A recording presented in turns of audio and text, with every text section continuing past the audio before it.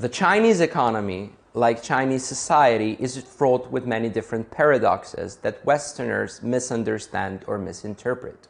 One such example is the real estate sector. There have been many reports on so-called ghost cities or ghost towns in China and a lot of empty apartment buildings that many in the West have misinterpreted as signs of an overinflated construction sector and signs of a failing Chinese economy. However, one has to understand the mindset of Chinese citizens and their investment patterns. Chinese culture is a culture that is prone towards investing in real estate because there are not a lot of other investment opportunities in China. Very often, the empty apartments are actually investments.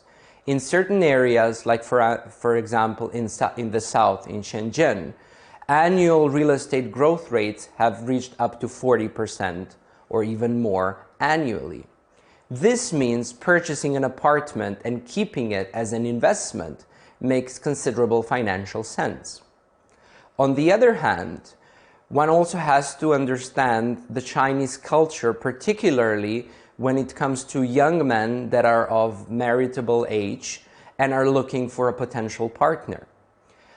A young man that is looking for a wife has to have an apartment to actually find a suitable spouse to get married.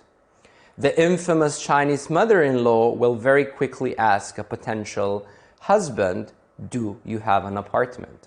Because of the one-child policy that was just recently abolished, there is a considerable disbalance between males and females in Chinese society. There are about 60 million males more than females in China. So the odds of actually finding a suitable wife are stacked against the male population. This makes for a very competitive market, which means that owning property in a reputable location where prices of the real estate are going up provides you with a competitive advantage. The other such misunderstanding is the Chinese financial sector, especially the stock market.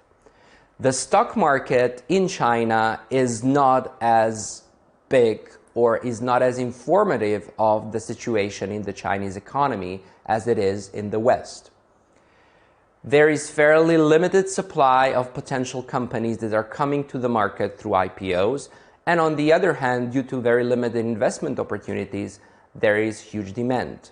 More than 3/4 of investors are actually private retail investors. We call these kind of investors pajama investors, whereas in the West, most of the investors are institutional.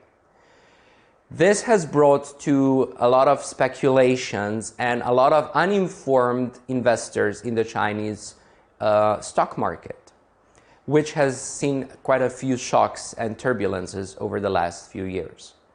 The Chinese real estate market, in particularly empty apartments and ghost towns, and the recent turbulences in the Chinese stock market are just two examples of Western misunderstanding of the Chinese economy.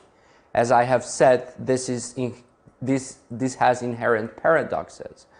But looking at the Chinese economy through Western eyes, one can very quickly misunderstand or misinterpret the uniqueness and the specificity of the Chinese economy.